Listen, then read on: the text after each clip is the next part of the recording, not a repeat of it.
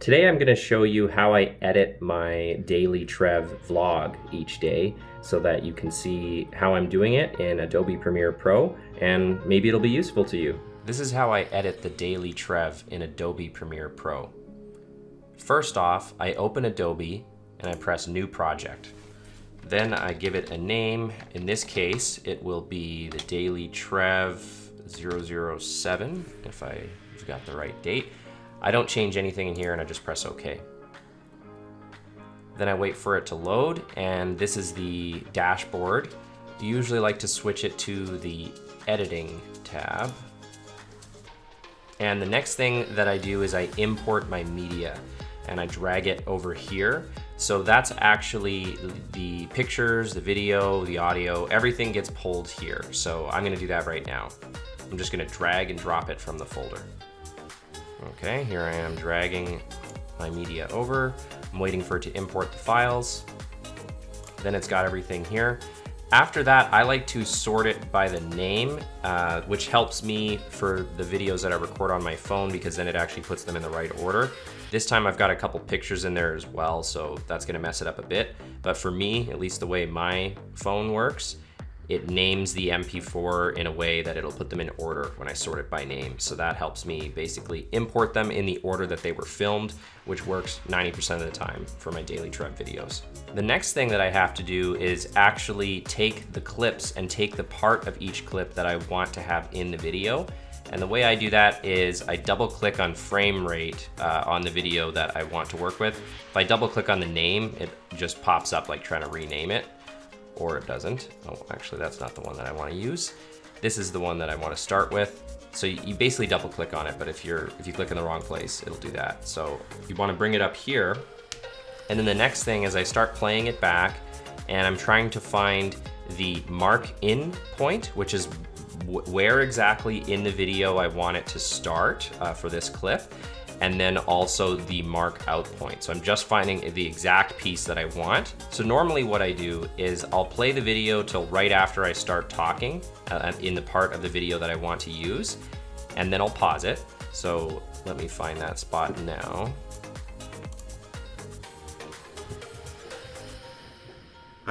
Okay, so I just started talking, and now I'm gonna start going back frame by frame until the sound of my voice has faded. So each time I press the go back one frame, I'll hear like a millisecond of my voice.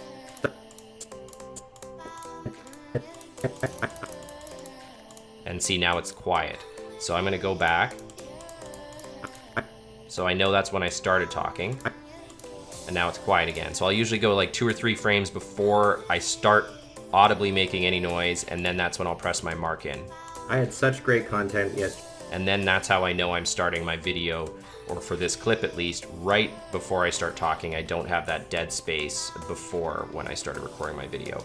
Next, I'm going to basically find the whole part of the clip that I want. Sometimes there's multiple in one video.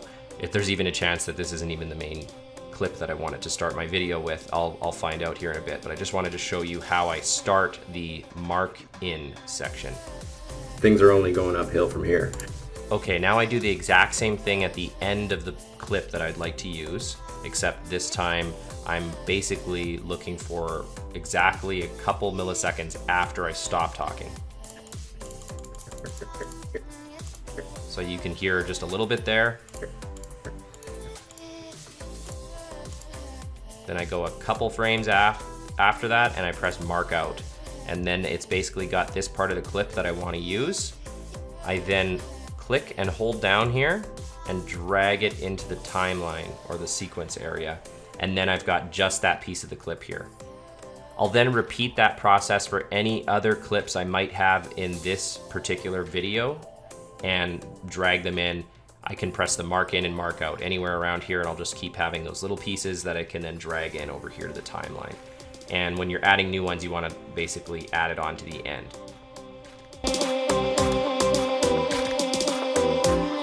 Here I'm doing it again. I just found a new mark in point, and then you can see it's got the whole rest of the video, so I need to get a new mark out point.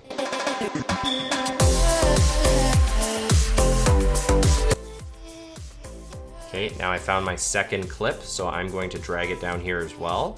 and it kind of jumps into place, as you can see with that line that pops up. So it's basically adding it right to the end of the last clip. And now it's in place.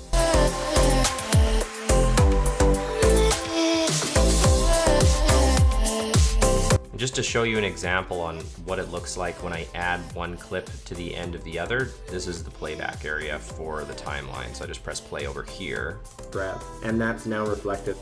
So you can see how it just sort of jumps into the next one. And that's now reflected. Okay, now I'm gonna continue doing that for the rest of all my clips. So far I've only taken 3 clips from one MP4 recording that I had. Often each MP4 recording will only actually have 1 clip. In this case, this one had 3 sections that I had to use because I had a little bit of an intro, then I screwed up for a while, didn't know what the heck I was saying, then I had a little bit more, and then I had a big chunk at the end. So usually on most of mine, I try to have like a big chunk and keep them as separate as possible, but it doesn't really matter. It's whatever actually works for you. So I'm gonna go through and grab all the rest of my clips and pull them into the timeline.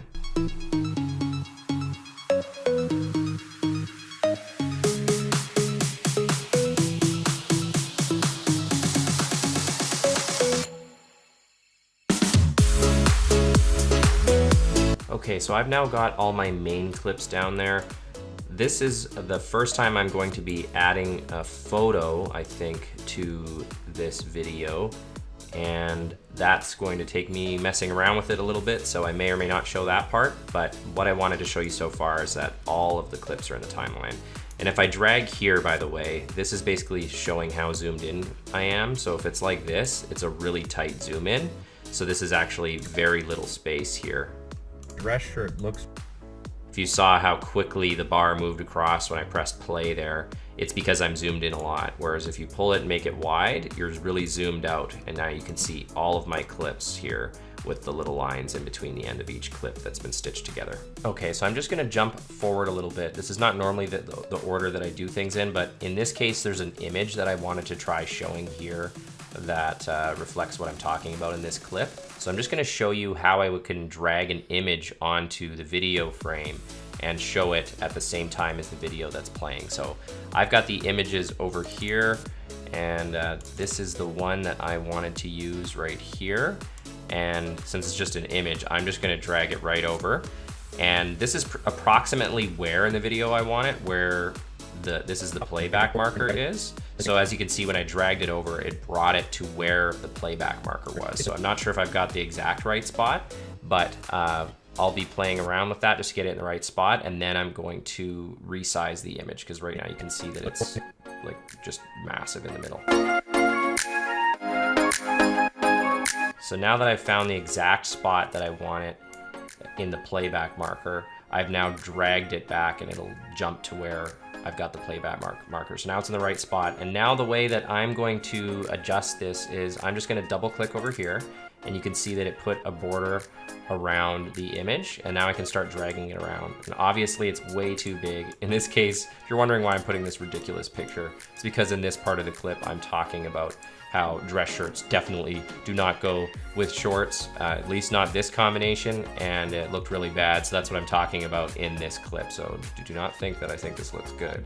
I just wanted to show people proof of how bad this looked while I'm talking about it in this clip. So the next thing that I'm going to do here is I just want to put some text above this.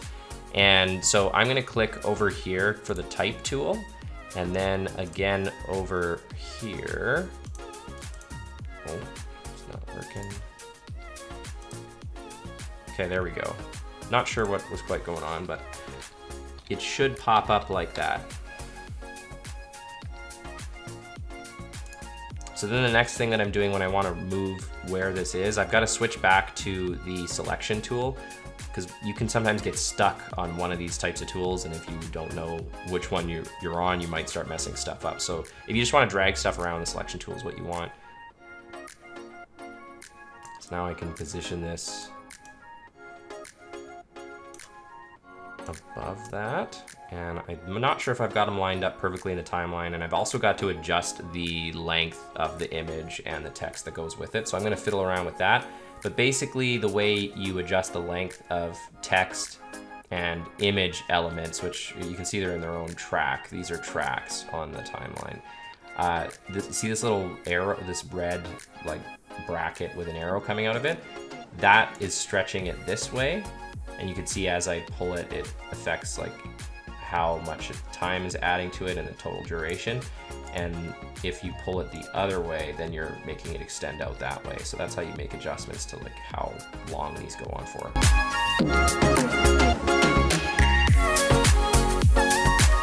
So now that I've got them both starting at the same time, I just got to figure out how long I want them to go on for. And I think I want them to go to around this point. So I'm going to drag this again. And then it's going to pop to the blue line where I am in the playback. And now I've basically just got the image as well as the text lasting the same amount of time. Was borderline embarrassingly bad. So I had to change my shirt. I'm no longer wearing a dress shirt so that I don't look completely ridiculous out showing. I'm sure there's got to be a way. All right, so that's what I wanted to do there. Now I'm going to move on to continue editing the video.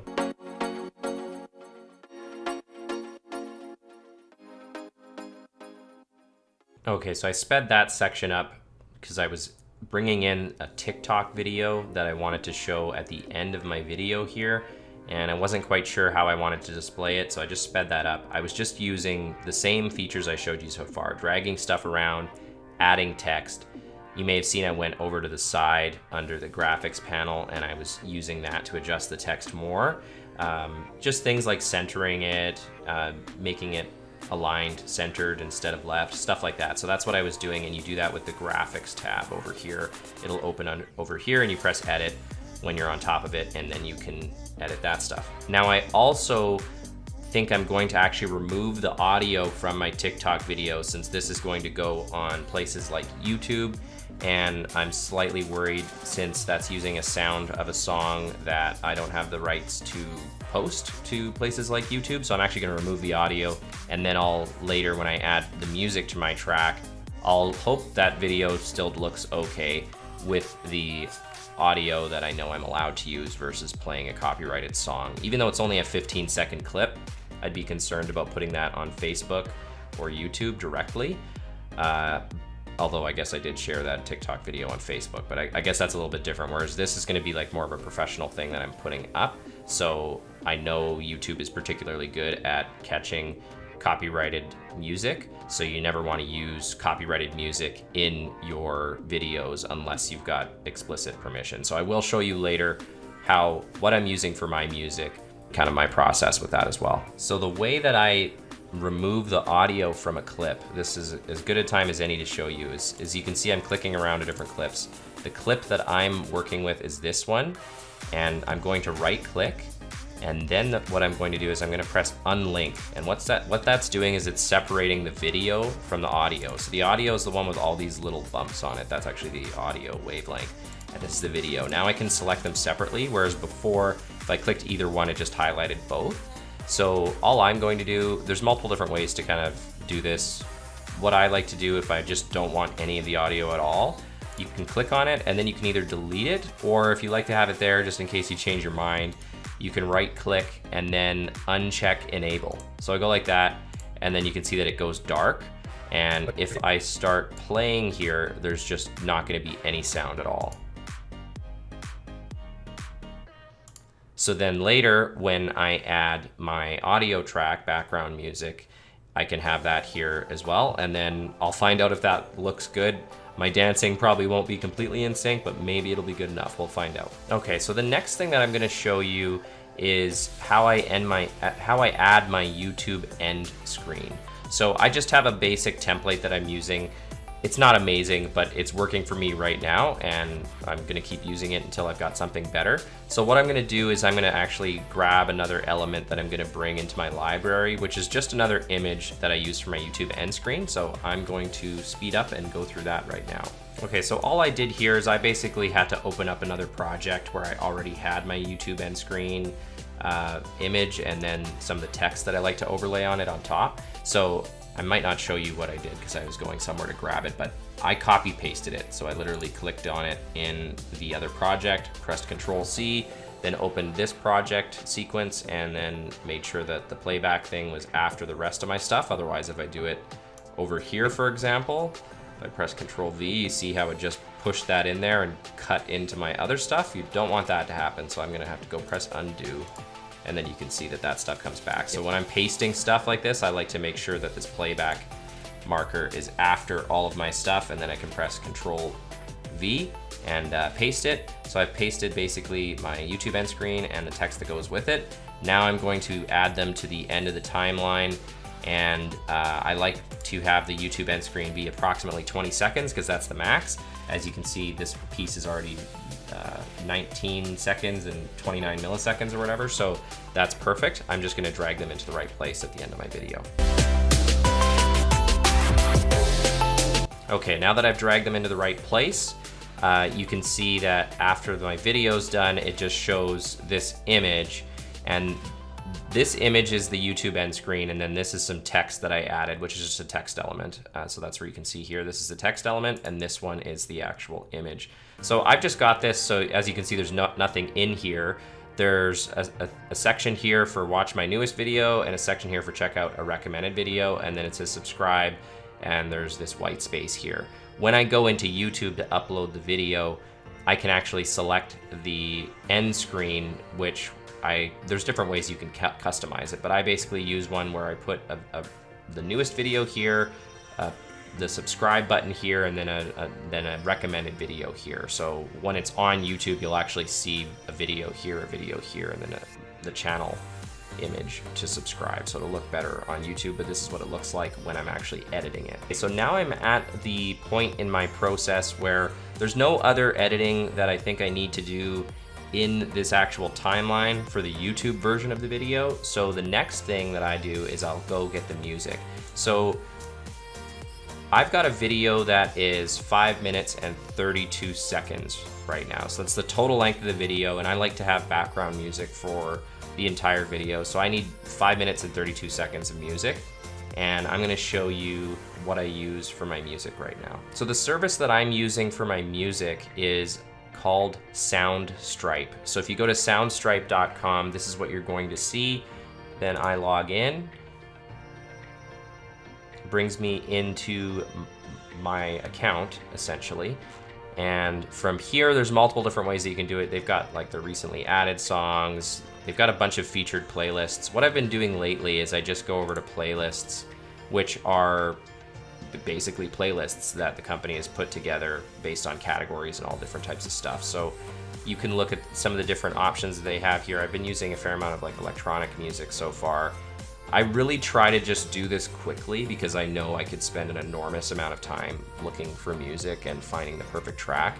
And there's definitely an argument for that.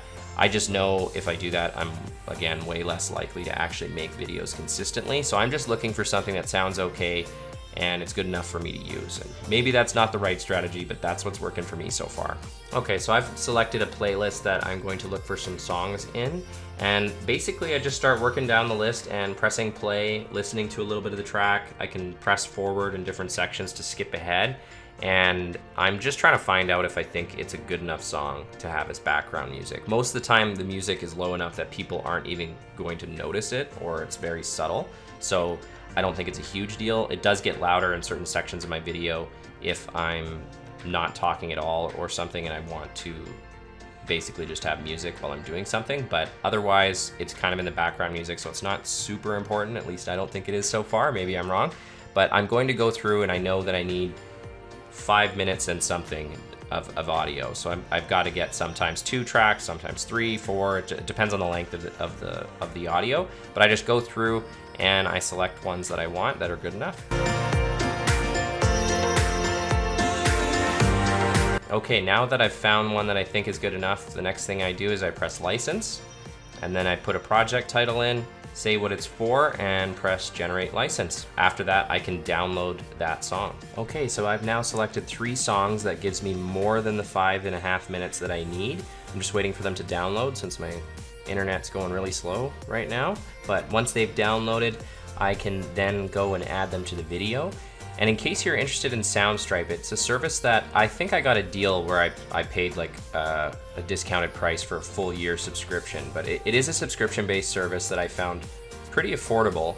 I'm not currently an affiliate for Soundstripe, but I'm in the process of seeing if I can. So if I end up getting that affiliate link, I will put that in the YouTube description down below, and you can check that out, and you might be able to get a bit of a discount potentially, I'm not sure, but if it's there, then please use that if you can. Okay, so now that I'm back in Adobe, I want to drag the media files or the songs into the media bin, just like I did with everything else before. But before I do that, one thing I didn't show you is I do like to add the sequence name here. So this is a sequence that I'm working on right here. And all it did is it basically took the title of the original video I started the sequence with, and I want to rename that so that it's a little bit easier to locate. So this is it right over here. I'm gonna right click it, press rename. Okay. Now I've clicked off, and now you can see that the sequence is actually named the DailyTrev 007. So now I'm gonna drag the songs in here just like everything else. Next, I'm dragging them into the timeline, and again on a separate audio track below.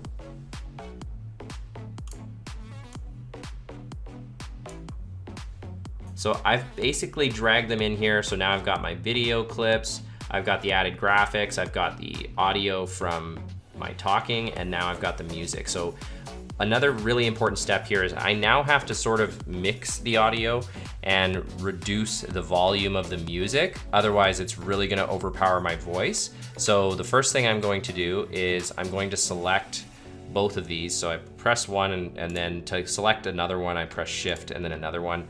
I think you can use control as well. And then the next thing I'm gonna do is I'm gonna go into the audio panel. So I'm gonna click this, and this is gonna open up on my right.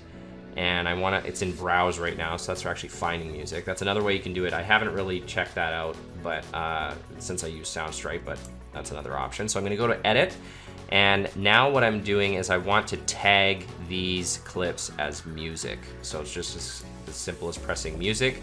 Now Adobe knows that these are music. So what I've been doing as well, and what's been working for me based on the volume of my voice, most of the time, is I can reduce the volume by so many decibels. I'm finding that -25 seems to work okay for the music. So what I've done by typing that in over here for the clip volume is I've reduced the volume of these clips by 25 decibels. I'm gonna do something similar with my audio vocals. So this time I'm going to select all of the clips that have me talking, which is basically all of this stuff, and I've still got the audio panel open, so this is still here, and this time I'm going to label those as dialogue. Now there's a lot of different things that you can do with your audio to make it better, and that's something I'm still exploring. I've done it in some other programs like Audacity, and there are some things that you can do here in Adobe. I've found that I can actually usually make it work without doing much to my audio. But a couple things that I've been doing lately for my dialogue audio, which is the main audio attached to all my video clips, is by, I think it's called normalizing. So if I right click on them after they're all selected, I can then go here to audio gain.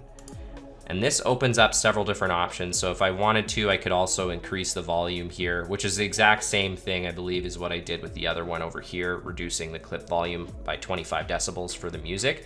This time though, I find that if I can also make my dialogue a little bit louder, that can help as well. And what I've been doing is going normalize all peaks to -3 decibels. That's just what's been working for me. This is gonna be super dependent on your audio levels, your voice, what you're recording with, and everything. And this is probably not a professional way to do it at all. This is just what's been working for me, so I thought I'd share it with you. So I normalize all peaks to -3 decibels, and what I think this means, or what it means to me, and it seems to be the truth, is it is normalizing the audio to -3 decibels. And specifically it's normalizing the peaks. So peaks are where my voice is the loudest. So in all these audio clips, the peak is anywhere where the voice is very loud, so that the loudest portions of the video. So I'm making it so the loudest portions of the videos will peak at -3 decibels, which is pretty loud. 0 is kind of the max you would want to have on anything. So I'm putting it pretty close to the max, and maybe this isn't the best way to do it, but it's what's working for me. So I go normalize all peaks to -3 decibels. I press OK, and now it's edited the audio on all of these clips. So what I'll do then is I'll then play it back to see, okay, how is my audio? And I'm gonna try to find out if it works well, and sometimes I have to make some adjustments. I'm not gonna play that back for you since I'm not recording my system audio, but that is what I would do and what you should do before you actually export the video. Okay, so now I've went and checked a bunch of different sections of my clip, and I think I've got the audio mixed to a point where it's good enough. I can hear my voice, the background music's not too distracting, and I think I'm pretty happy with it.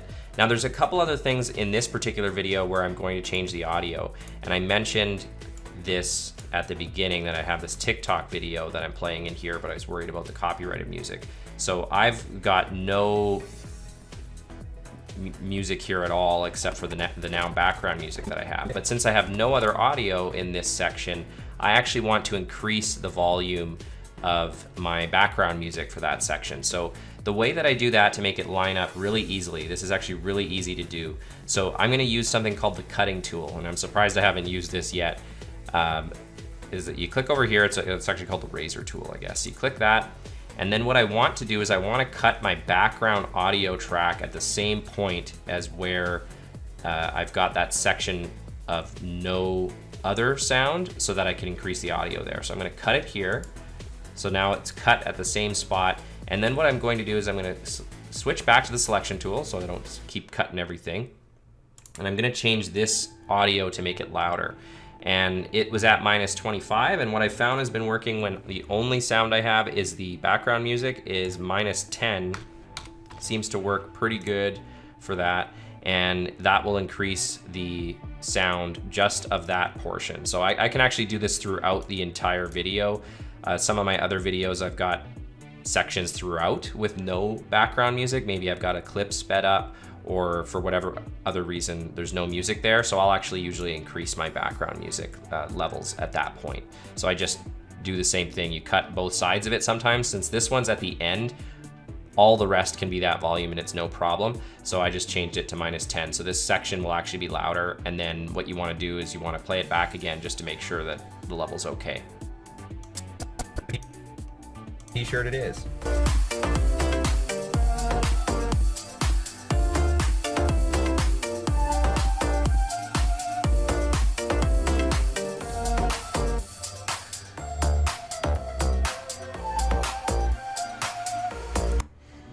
Okay, so I've played back the video and I'm happy with the audio level that's been increased in this section.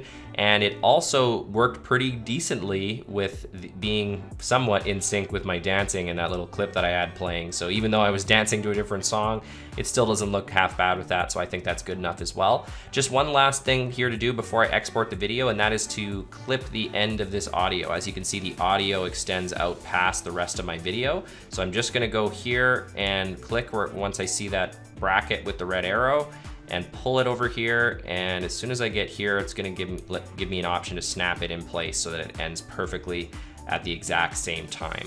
So now this video is basically ready to export for YouTube, so I'm gonna go do that. Okay, so when it comes to exporting a video, what's been working for me is I go over to File, and then I click Export Media.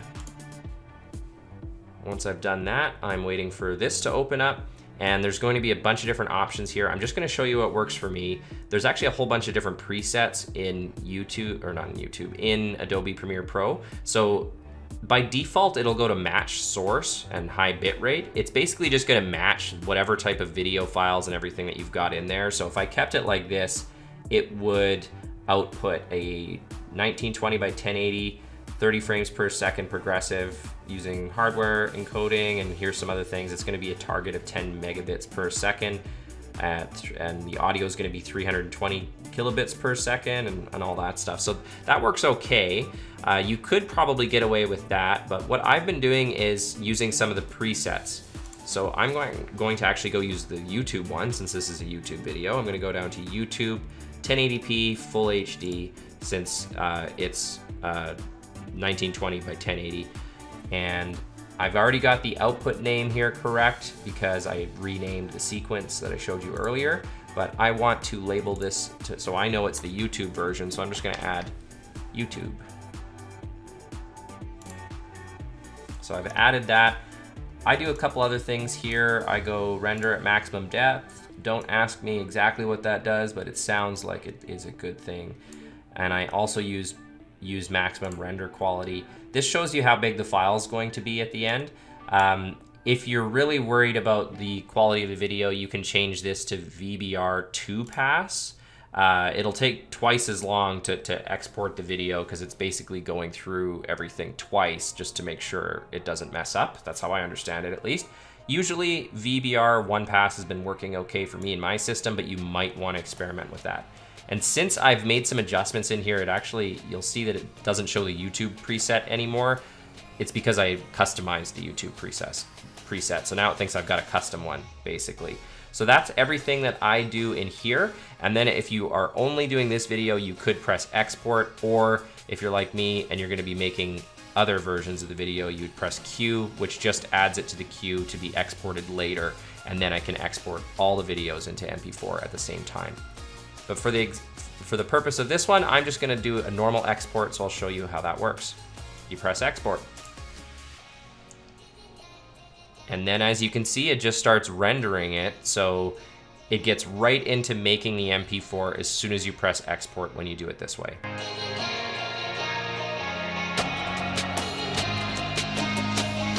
Okay, so it's done exporting. Oh, now it's done exporting. So I could just basically go open the folder where I've exported my video, and I can check to make sure the video is good, and then it's ready to upload to YouTube. Whew. So it took me a little over an hour to record the tutorial that you just watched of me basically editing one of my vlogs in Adobe Premiere Pro. Obviously it won't be that long when you're watching it, but just to actually record everything, including all the stops that I had to make to figure out what I was gonna show next, it adds up over time. So it took me over an hour, which isn't too bad. I'm not looking forward to editing that one tomorrow because there's going to be probably a lot more editing involved. I'm going to have to cut a bunch of parts out, speed a bunch of parts up. So that one's gonna definitely take me a little bit longer, and it might be a good idea if I start working on it tonight. It's time for a coffee break.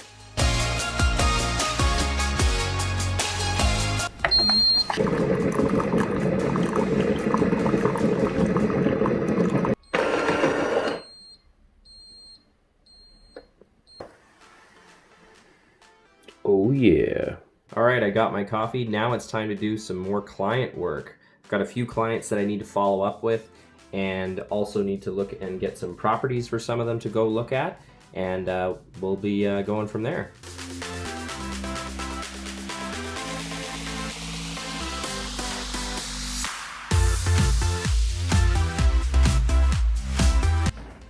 I tried another combination of shorts with a dress shirt today, and it still looked horrible. Norma thinks the problem is that it's long sleeves with shorts, and maybe because there's too much of the same pattern. Maybe a short sleeve will work, like a plain short sleeved with a patterned shorts.